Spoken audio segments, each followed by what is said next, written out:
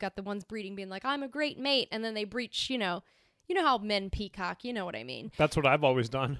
Christopher Find always... the nearest body of water, breach, baby. Yep, that's exactly what he does. But... Gets you every time.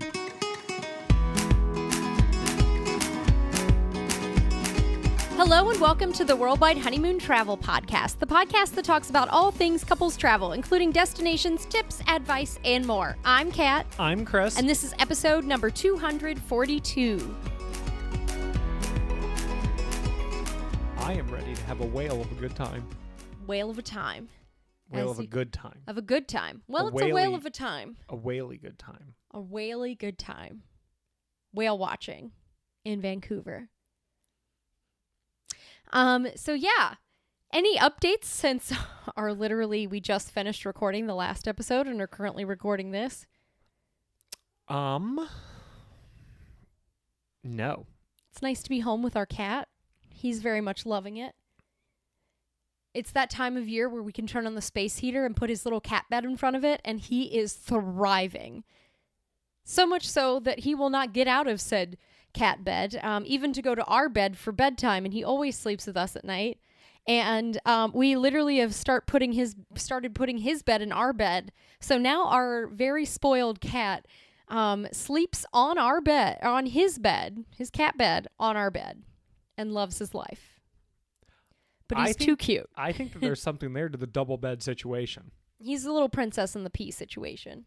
Boy, same. Yeah. I mean, he is always the one to look out for if you're searching for the ultimate comfort. Why is that? He just always likes the most comfortable spot everywhere. So you kick him out of his spot so that you can be more comfortable? No, he always sleeps with us at night. Okay. That's tradition. He's done that since he That's was tradition. a tiny... That's what he's done since he was a tiny little baby. That's true. Yeah. Anyway. There's your update. There's our update, is Professor being the cutest. He's sort of a silent contributor to this podcast, as he is always in the room monitoring us and making sure that we do a good job at this. Yeah, and he just kind of sits there and hangs out while we do this. But anyway, really the only big update, yeah, I mean, no other update since the last time we just recorded, but when this goes live, I will have seen the Eras Tour movie. Wow. Which I'm really excited about. Oh my gosh, I am so excited for you. I'm so excited for it. It's going to be transformative. Shut up. No, like it's like life-changing. Will you stop it? It will be. Like lover folklore. What's her best era? I don't know what the eras are. Like her albums. Her last album was pretty good. I really liked that. Yeah, that was a good one. I will also say, though, Speak Now has Back to December. That's true. When Speak Now, Taylor's version came out, I forgot how amazing Back to December was. Yeah. Such a good one. Anyway, yeah. I don't know. It's tough. Reputation was amazing. Like, no skips. Bop, bop, bop. Yeah. All right. Anyway, I feel like all of her eras from Reputation onwards are fantastic. Midnight's was good, though, but I think Reputation is no one a is Taylor good Swift one. era Taylor Swift? Like debut? Debut album, self-titled? I don't know. Like, maybe some of the... I don't know. Steven's Song? I don't know. It's just not... Tim McGraw? Because, like, I feel like I grew up with Taylor because we're literally, like, almost the same age that we're, like... Hold on. Literally almost the same age. Yes. We're, like... The things you do to the English language... Just offensive. I'm a writer. I'm a writer. I'm sorry. Hemingway did run-on sentence after run-on sentence. I can do whatever I want. Are you comparing yourself to Ernest Hemingway? No, but if he can get away with that, it's all just a thing. You know what I mean? Like, just do what you want and you'll be good. That was a Hemingway. It's all just a thing. Do what you Unbelievable. I'm just saying. He told a lot of great stories by starting with and, but, or, and just run on sentence after run on sentence. No commas. Okay. And people still like it. So I think it'll be okay. Do you not start sentences with and, but, or? Yeah, I do. I was going to say, I think that it shows a certain grasp of the English language, if I do say so myself. Oh, okay. Get wrecked. I do. I do. Okay. All right. You know what is actually one of my favorite things in the English language? What? A properly placed semicolon. Well, Christopher's always been a big fan of semicolons. Colons in general, big fan. No, just the semis. I think I think you can really tell someone's grasp for prose if you see a correctly placed semicolon. The other thing I look for is a quote within a quote. And how are you going to punctuate that? I always enjoy these sorts of things. A quote within a quote is going to be one apostrophe. Okay, how about a quote within a quote, and then you say like blah blah blah blah blah. Christopher said, and then he concluded blah blah blah blah blah. Not a lot of people know how to properly punctuate or capitalize that sentence. When I am reading things and I see it done correctly, I'm always like, this is going to be good. Like, it elevates the experience for me. You know what? I'm done with this episode and with this podcast in general. No. Oh, my goodness. I write every day. You do. You do. You do. Okay. Not all of us can be a junior aqua bus captain. Well, I don't know why. Where did this came from? Because that's not a thing. Where did this came from? I don't know where this came from. Even Hemingway wouldn't have done that. Oh, my goodness. Or, you know what bothers me is what? when people do the double space after a period. Oh, I do that. You still do that? Yeah. That was from the typewriter days. I do double spaces after periods. It's time to move on. It's not. Yeah, it is. No, I'm in that era. No, you were not in that era. That needed to be over once typewriters were no longer a thing. I'm in the double space era. That's a terrible era to be in. Well, that's my era. That's I'm sorry. You care about a properly spaced semicolon, but you can't even properly space a sentence, period. You know what I mean? No, I do not. I'm just saying. This has been a lot of talk about punctuation. This is Worldwide Honeymoon, the punctuation podcast. Could have been a soccer podcast. That's all I'm saying. Absolutely not. Absolutely not. It is now a Taylor Swift and punctuation podcast. Oh, gosh. No, just kidding. All right. Let's actually get into what we were meant to talk about this episode. Yes. So anyway, from Vancouver, let's talk about whale watching. Sure. We did a half-day trip from downtown Vancouver. We went to Granville Island to do a half-day whale watching tour. This is at the Prince of Wales Adventure Center, which is on Granville Island. That is who we went with for this tour. We went with them also because they had a guaranteed whale sighting, or your money back, or you're able to, I don't know if it's money back, or you're just able to rebook for another day. Yes, you're able to rebook another tour with them, if I'm remembering correctly. Yes, without charge. Correct. It leaves from Vancouver, so Granville Island. They also have a tour that leaves from Victoria. It lasts about 3 to 5 hours, and it costs about 189 Canadian dollars, which is about 140 US dollars to take this trip. And this actually leaves from Granville Island and goes to the Salish Sea, the Strait of Georgia, and Howe Sound. And so that's within the 3-hour time period to search for the whales. But it will go to the San Juan Islands if they have to, if they're still trying to find whales and they haven't found one. So that's kind of what they try to do. There are people on the boat that are experts in the whale watching. They are marine biologists. And I always love going on tours with people that are experts, marine biologists, in that regard, because they know lots of information. They also recognize a lot of the whales that they see along the way, which is really cool too. The boat that we went on held about 90 persons. It was 90 people. It was a double-decker boat. They had like an indoor part as well as an outdoor seating area to view the wildlife. And some of the animals that you can potentially see are humpback whales, orcas, sea lions, seals, bald eagles, and occasionally a gray whale or minke whale. And it was funny. I remember distinctly the marine biologists on board were like, if we ever get a minke whale, we are probably not going to hang around too long because they call them stinky minkies because they emit a very odorous scent that makes them stinky. So we didn't run into any during our time, but those are some of the animals that you can potentially see on this tour. Yeah. Yes. And so this tour operates both daytime and they have a sunset tour. So you can also choose to do one in the evening. But yeah, do you want to talk about our experience on Prince of Wales Adventures? Sure. Before we get into that, let's talk about why we booked this. So what was your rationale, or like what were your hopes for this tour? I mean, I had only been whale watching once before, which was literally earlier this summer when we did when we went to, Hansby. Mm-hmm. And I was very excited to see humpback whales and potentially spot orcas, because I would love to see an orca in the wild. I think that would be a really cool thing to see. So basically knowing that you could do this from downtown Vancouver was a really, really appealing idea for me, because I remember that when I was in Seattle years ago, we had a weekend there. I went there for work back in the day before I was working, before I became a travel writer and blogger and stuff. At my work, I had a site visit in Seattle, and we had went the weekend before, and there was an option to potentially do a day trip that I could have done. Like, I was just looking at Viator and Get Your Guide, and a day trip option would have been to go to the San Juan Islands. And I didn't end up doing that. I ended up going to Mount Rainier instead, which was beautiful. But I really, really wish that I could have seen the San Juan Islands, just because they're known for their orcas and their wildlife out there. So when I realized that it was an option from Vancouver, I was like, you don't have to tell me twice. I'm down. But what about you?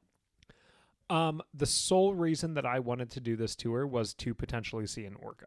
Mm-hmm. That was like, I don't care if we saw, like, I did not care if we saw anything else. I just wanted to see an orca. Have you seen orcas in the wild at all? Not in the wild, no. So talk about your whale watching experience before this. Sure. So prior to this, we had done whale watching in Hawaii, if I'm remembering correctly. Mm-hmm. I had done whale watching in Alaska. And I have also... No, I have not done whale watching in South Africa. So Hawaii and Alaska were my two experiences whale watching.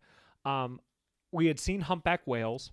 Mm-hmm. I think that those are incredible. We had a really, really neat sighting in Alaska where it was, I mean, almost right next to the boat that it came out. It was. I think you guys were fishing, weren't you? We were. It was a completely, like, it wasn't even a whale watching tour. That was not the whale watching tour that we took in Alaska. Mm-hmm. But just really, really. Did it breach?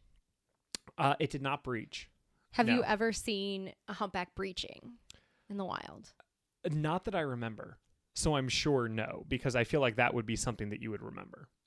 Yeah. And breaching is when they come out of the water. You don't just see the back and the tail, where you actually see the entirety, not the entirety, but like the you see their belly, their head, as they spring into the air and flop over. Yes. Yeah. I did see, so I went in South Africa in Hansby, and we saw bride's whales, and then we also saw southern right whales. And the great thing about southern right whales is you could actually see their heads, and we actually from a distance saw one breach, which was incredible. Did not get photos of it because it was very far in the distance, and we weren't sure if it was a humpback or a southern right whale. But when we got closer, we saw that it was a southern right whale, which was incredible. So I saw that earlier this year, which was just incredible. We did the Marine Big Five tour in South Africa, where we saw seals, we saw penguins, we saw sharks, we saw whales, and then we were trying to also see what was the other thing? Sharks, whales. Oh, dolphins. We didn't see dolphins, unfortunately. But we've also done dolphin watching when we were in Costa Rica, when we were in the Gulf of Dulce, and we were surrounded by dolphins. Yes. Which was just an incredible experience. We saw 2 different types of species of dolphins in the Gulf of Dulce. Yeah. Also in Gulf Shores. There was twice, I believe, that we were completely surrounded by dolphins, just in that very dense, biologically dense part of the country. Yes. And also in Gulf Shores. We did dolphin watching. We also did a little dolphin watching tour. So yeah. Dolphin watching tours are fun. But yeah, so that's kind of our prior experience to this. But yeah, I'd never seen a humpback whale in the wild doing its thing. I've never seen one, period, doing its thing. So I really was excited to see that, but also orcas, which a lot of people go do this for the orcas because they're pretty fun to see, apparently. Yeah. Yeah. All right. Let's talk about what we saw when we were there. So what we did see are 16 humpback whales in total. So we did not see orcas, unfortunately, while we were there. We did not go all the way down to the San Juan Islands. We did the Salish Sea, the Strait of Georgia, and the Howe Sound while we were out there. And we saw a really cool lighthouse while we were out there. But we did get to see several humpback whales, including some that they were very familiar with, that they actually had photos of and had researched before. There was one called split fin and split tail and things like that from prior injuries that they had, but absolutely incredible. You don't actually get to see them breach the water typically in this area of the world. Most of the time they do that sort of in breeding, when they're trying to show off. You've got the ones breeding being like, I'm a great mate, and then they breach, you know how men peacock, you know what I mean. That's what I've always done. Christopher Find the nearest body of water, breach, baby. Yep, that's exactly what he does. But gets you every time. Oh boy, you just don't even know.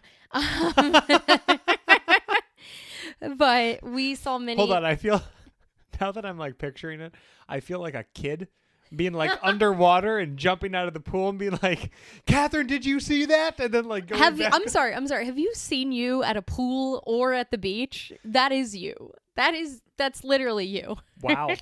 You know what? I'm breaching and being like, Catherine. Going back Are you watching me? I don't think you saw it. Let me do it again. Pop up out of the water again. Catherine! Go back underwater. Did you see that? Yeah, you got really high there, bud. And that's my life. This is why we don't do too many beach vacations. No, I'm just kidding. You should have seen Christopher on our honeymoon, for starters. I could not get this kid out of the water to save my life. When we went to Koh Lipe in Thailand, I have so many photos of you with that snorkel mask on. Of your head popping out of the water. Be like, look what I found. Yeah. You know what? It was our honeymoon. I was breaching. I was showing off for you. You were. Yeah. Did you see how high I got on that one? Yeah. It was. Do it again. It was a time. It was a time. But yes, so we saw 16 humpback whales. There was a point in time where we were surrounded by whales. That was really cool. Which was really cool. And you can't get too close to them. There are some regulations about how close you can get to them. They can approach you essentially, but you cannot go and speed up towards a whale to get right next to it. So luckily I brought my telephoto lens and was able to get some really good photos. But the really cool thing was you'd see them sort of pop up every once in a while and blow out, some air and stuff. But then it was really neat when they would dive down to get krill, because that's when you really get a good photo of their tail, when you really get the good tail shot, which was cool. And it was really neat to see how different all these different whales' tails looked like. Yeah. Because you kind of assume, it's going to be white on the back, but some were different colors and some were just gray. And it was really neat. They had their own little unique patterns. Yeah. Some had scars or, some dents in them or, things like that from previous fights or predators and things like that. So really neat to see. We also we went to this little island area in the middle of the straits and stuff that had sea lions and seals, and I learned how to tell the difference between the two because they're right next to each other. Sea lions are a lot bigger. They can also move easier with their front fins versus I feel like the seals just kind of flippity flop all over the place. Rock sausages. Yeah, they truly are, and they just kind of flippity flop all over the place. I don't know how else to describe it. But yeah, I mean, it was fantastic for wildlife watching, just in general. But best time to go. They see whale sightings pretty much year round. So it's really not a bad time to go. I'd say the winter is a little bit trickier because a lot of the whales, for the most part, are migrating. It's not that they don't get them, but your best chance of seeing them are going to be April through November. And especially the April through October timeframe for orcas. Sadly, again, we did not see orcas while we were there. It's not to say they weren't in the area. There could have been orcas. I think they saw them the day before us, but... Are you serious? We just didn't get lucky enough to see it. Unbelievable. It happens. I mean, it's wildlife. While they guarantee a whale sighting, they don't guarantee a specific whale sighting. You know what I mean? So I'm very, very pleased with what we saw. I was very excited to see the 16 humpbacks. I'd never seen one in the wild before, so it was really great to see. But what did you think about it? I'll be honest, I was disappointed. Really? I was. Okay. The sole reason that I wanted to go on this was to see an orca. Humpbacks are cool, but it's also the back of a whale, the tail of a whale, right?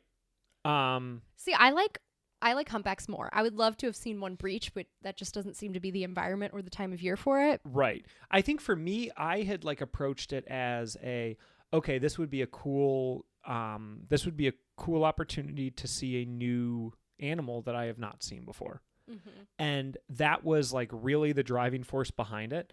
And the fact that I didn't get to do that, I was like, oh man. Like, think of how you sound though. Oh, I've already seen humpbacks and seals and sea lions in the wild. So, I recognize oh that. my goodness. What a travesty. No, I recognize that. Meanwhile, I'm like, I've never seen humpbacks in the wild. This is amazing. Look, it was a really cool tour. Yeah. I'm happy we did it. It was incredible to be surrounded by it really humpback was. whales. There like was every direction you looked on this boat, there was like a little bit, like a couple over there, one or two over there, all popping up and then diving down. It was absolutely incredible. Yes. Yeah.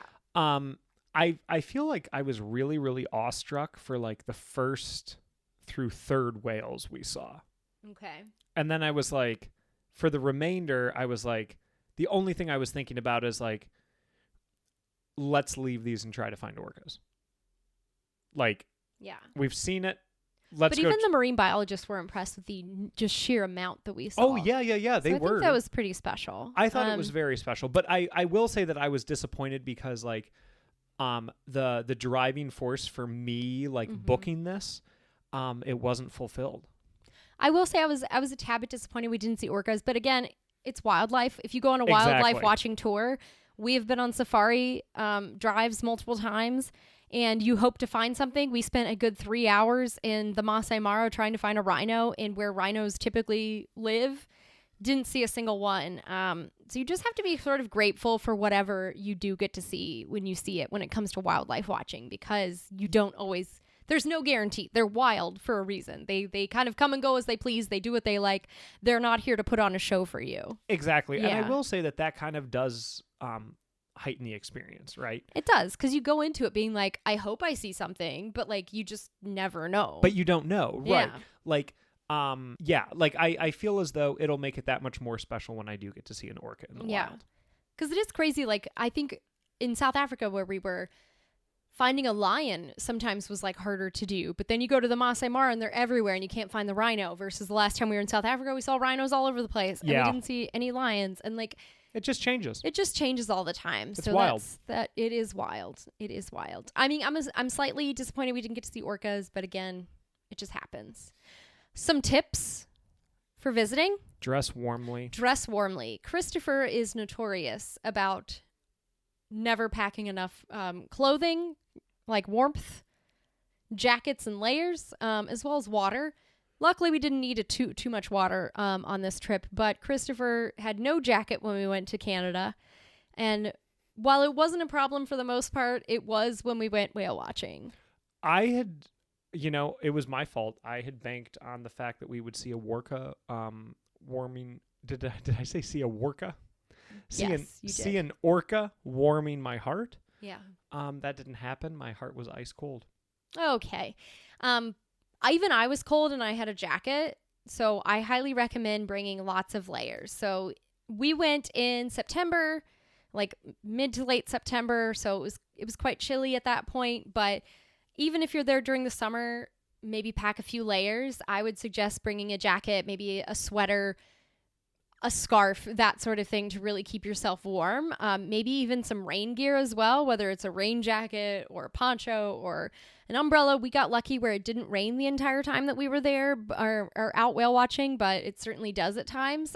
They do have an area that you can sit underneath and look through the windows. That's what I did. Which is very nice, of course. But it does sort of take away from the experience when you're out there watching it. You know what I mean? I would go outside when we saw whales, and then I would go back into the warm. Because Christopher was cold. And cold. They did have the downstairs unit was inside and had heat. But to be fair, I would recommend that if you really want to get out there and get some good photos of the whales and just to see them in general, to just dress warmly. Very warmly. Bring a lot of layers, more than you think you need, because they said it was about 10 to 20 degrees cooler out on the water, just with the wind blowing and, them creating wind via the riding on the boat.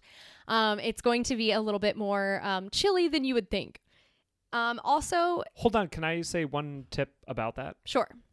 And I think that this is important because this is why I didn't dress warmly. I had like proper clothing for this, but I didn't want to wear it because I didn't want salt water to get like splashed on it and then for like me to smell like fish, right?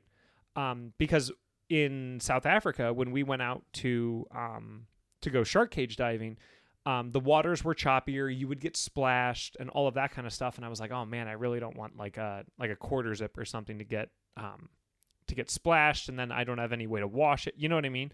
But mind you, it was calm also waters. Yeah, it's not and it's a bigger boat, so you're not going to get it as wet. So that's my tip, right? Is that like I was not at risk of getting splashed whatsoever.